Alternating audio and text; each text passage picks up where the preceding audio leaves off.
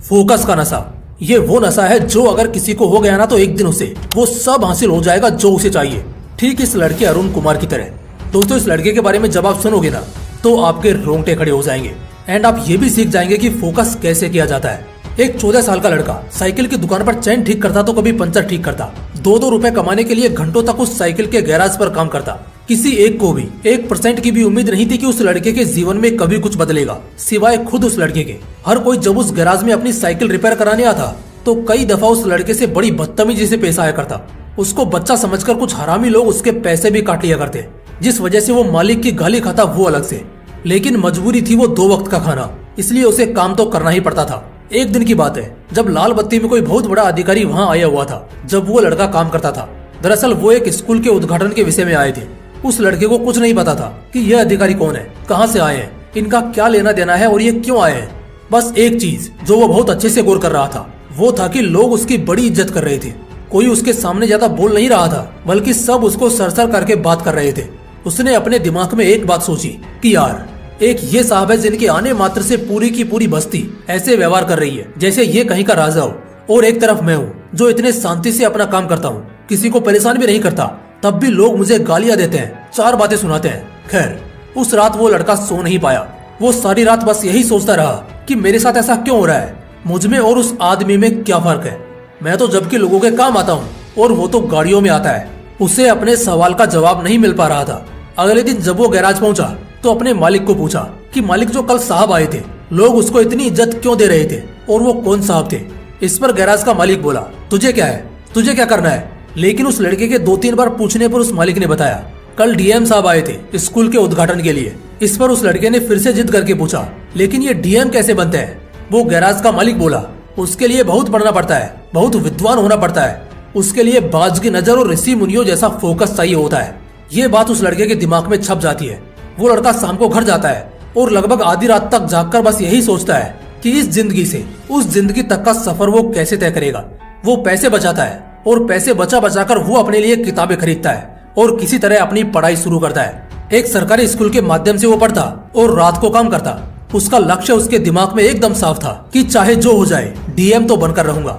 वो लड़का अब 21 साल का हो चुका था और पिछले 7 सालों में ऐसा एक भी दिन नहीं था जिस दिन उसके दिमाग में डीएम बनने के अलावा दूसरा कुछ भी आया हो।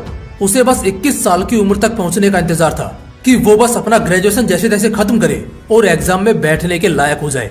उसके पास अब 1 साल बचा था तैयारी करने को। उसने इतने पैसे जुटा लिए थे कि अगर अगले 6 से 8 महीने वो काम ना भी करे तब भी उसका खर्च चल जाएगा। अगले 6 से 8 महीनों के लिए वो पूरी तरह अपने डीएम बनने के सपने को दे देता है। पहला महीना वो रगड़ कर मेहनत करता है। वो खूब मेहनत करता है, दिन रात सिर्फ और सिर्फ पढ़ता रहता है। 3 और महीने बीतते हैं। वो सिर्फ 1 वक्त का खाना खाता और बाकायदा पूरा दिन सिर्फ और सिर्फ अपने किताबों से चिपका रहता। जैसे जैसे उसका एग्जाम नजदीक आ रहा था उसके पढ़ने के घंटे भी बढ़ते जा रहे थे। इसी तरह 4 महीने बीत चुके हैं। तभी अचानक एक रात वो अपनी पढ़ाई खत्म करके जैसे ही चटाई बिछाकर सोने की तैयारी कर रहा होता है कि उसे उसी वक्त चक्कर आ जाता है और वो गिर जाता है।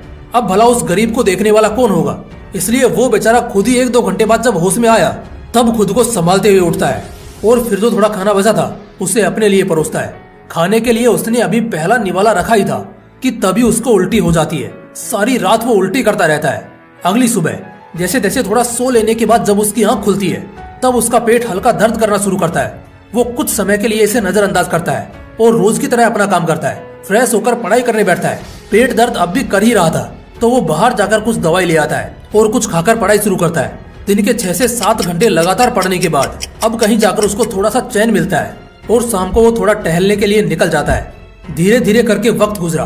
अब बस 1 महीना रह गया था एग्जाम को, जिसका इंतजार इस लड़के को पिछले 7 साल से था।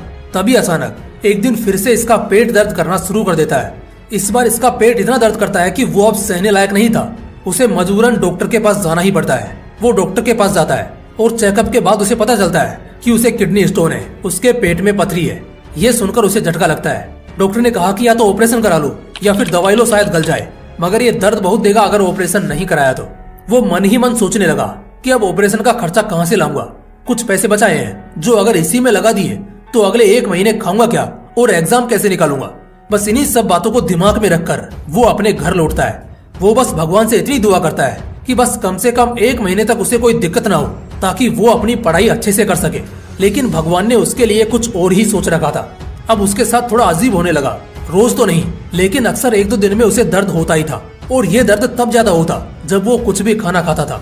अब जाहिर सी बात है, वो खाना कैसे छोड़ सकता है। खैर, उसने पहले के महीनों में जमकर पढ़ाई की थी, इसलिए अभी बस उसे रिवीजन ही करना था। वो पढ़ता रहा और पढ़ाई के साथ साथ वो उस दर्द को भी सहता रहा।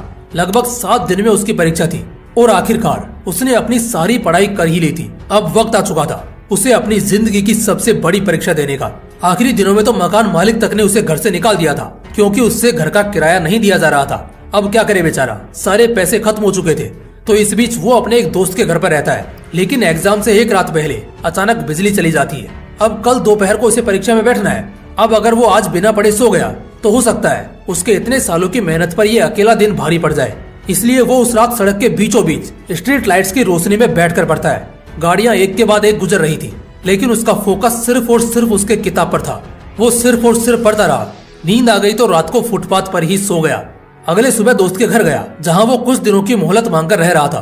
फ्रेश हुआ और नाश्ता करके सीधा एग्जामिनेशन सेंटर पहुंचा। वहां स्टूडेंट्स की भीड़ देखकर उसे थोड़ी घबराहट महसूस हुई, लेकिन फाइनली वो शुभ घड़ी आई गई जिसका उसे सालों से इंतजार था। वो एग्जाम में बैठा। प्रीलिम्स उसका निकल चुका था और वो मेंस के पहले पेपर में बैठा था। आज पहला पेपर उसका बहुत अच्छा गया। उसे आज क्वेश्चन पेपर देखकर डर नहीं लग रहा था दूसरे कैंडिडेट्स की तरह, बल्कि उसको तो मजा आ रहा था। वो बड़े आराम से आज अपना पहला पेपर खत्म कर लेता है और शाम को बड़े आराम से बैठकर इस बारे में सोच रहा होता है। ये सब उसके वनवास का नतीजा था। उसे बस सिर्फ 2 बातों का डर था। पहला कि जिस तरह आज का उसका पेपर गया, उसी तरह उसके सारे पेपर जाने चाहिए, और जो उसको किडनी स्टोन की तकलीफ है उससे बस उसे कुछ दिनों की राहत मिल जाए, एटलीस्ट एग्जाम तक। उसके सभी पेपर्स बहुत अच्छे जाने लगते हैं। बस एक आखिरी पेपर रह गया था। उस आखिरी पेपर से पहले तक उसकी सारी तैयारी हो चुकी थी और वो खुद को इस साल का डीएम बनते भी देख रहा था। लेकिन तभी बस सुबह सुबह जब वो उठता है तो उसके पेट में हल्का दर्द शुरू हो जाता है। वो हल्का गुनगुना पानी पीता है, मगर इससे भी उसे कोई राहत नहीं मिलती। किसी तरह वो एग्जाम सेंटर पहुंचता है। तब तक दर्द बढ़ चुका होता है। जैसे तैसे करके वो एग्जाम देता है। एग्जाम के आधे के बाद दर्द इतना ज्यादा बढ़ चुका था कि अब उससे सीधा बैठा तक नहीं जा रहा था। इन्विजिलेटर भी आकर उसको पूछता है कि क्या उसे कोई दिक्कत है, और अगर है तो वो बाहर जा सकता है। लेकिन वो लड़का मना कर देता है। उसका ध्यान 1% दर्द पर था और बाकी 99% पेपर पर। पूरे शिद्दत के साथ वो लड़का अपना एग्जाम खत्म करता है और वहां से सीधा हॉस्पिटल जाकर अपना इलाज कराता है। लगभग 2.5 महीने बाद फाइनली यूपीएससी इस साल अपने एस्पिरेंट्स का रिजल्ट रिलीज करती है। तो इस साल दूसरे एस्पिरेंट्स की तरह एक बार भी रिजल्ट देखते वक्त उस लड़के को किसी तरह की घबराहट नहीं होती, क्योंकि उसे पता था संघर्ष और तकलीफों के पहाड़ के ऊपर पैर रखकर वो परीक्षा देने गया था। और हाँ, आज उसका सपना सच हो गया। वो अब मामूली गरीब नहीं बल्कि डीएम अरुण कुमार बन गया। उसे इंटरव्यू के लिए बुलाया जाता है, जहाँ इंटरव्यूअर्स को जब उसकी कहानी का पता लगता है तो वो भी हैरान हो जाते हैं कि वाकई में किसी इंसान का फोकस इतना तगड़ा कैसे हो सकता है। उस बंदे को यूथ क्लब की तरफ से इंटरनेशनल फेस्ट में बुलाया जाता है, जहाँ वो कहता है दर्द हो, तकलीफ हो या मौत आ जाए, अगर फिर भी तुम्हारा ध्यान तुम्हारी मंजिल से न हटे तो ब्रह्मांड खुद तुम्हें जिताता है। मैंने अपने संघर्ष के दिनों में कभी संघर्ष पर ध्यान ही नहीं दिया। मेरा ध्यान सिर्फ एक चीज पर होता था और वो थी मेरी किताबें। फोकस का नशा था मेरे अंदर। किताबों के पन्नों से कभी ध्यान हटा ही नहीं। अगर उम्र की शक्ति नहीं होती तो शायद मैं 21 की उम्र से पहले ही यूपीएससी निकाल कर दिखा देता। दोस्तों, इस पूरी कहानी में अगर देखोगे ना तो सिर्फ एक चीज निकल कर सामने आएगी, और वो है उस लड़के का फोकस, जो इतना तगड़ा था कि उसके पतरी का पेन भी उसका फोकस नहीं तोड़ पाया। मकान मालिक ने घर से भगा दिया, लेकिन सड़कों की गाड़ियों तक ने उसका ध्यान नहीं तोड़ा। उसको फोकस का नशा लग गया था, और जब ये नशा किसी को लगता है ना तो वो चट्टानों को भी अपने सामने झुकाने की ताकत रखता है। दोस्तों, उसके पास तो कुछ नहीं था, ना घर, ना परिवार, ना पैसे, ना सुविधाएं, लेकिन फिर भी उसका ध्यान अपने लक्ष्य से हटा नहीं, टूटा नहीं। तुम्हारे पास तो सब कुछ है, साला ध्यान इतना तगड़ा होना चाहिए कि सामने बवंडर की लहर भी निकल जाए, लेकिन जिस भी चीज पर ध्यान होना उससे हटना नहीं चाहिए। अगर ऐसा फोकस का नशा आपको भी चढ़ा ना तो फिर किसी का बाप भी आपको कामयाब होने से नहीं रोक पाएगा। दोस्तों, अगर वीडियो अच्छा लगा, इससे आपको कुछ सीखने को मिला, तो इसे एक लाइक करना और अपने दोस्तों के साथ जरूर शेयर करना। बाकी फिर मिलते हैं इसी तरह के एक और बवाल वीडियो के साथ। जय हिंद, जय श्री कृष्ण।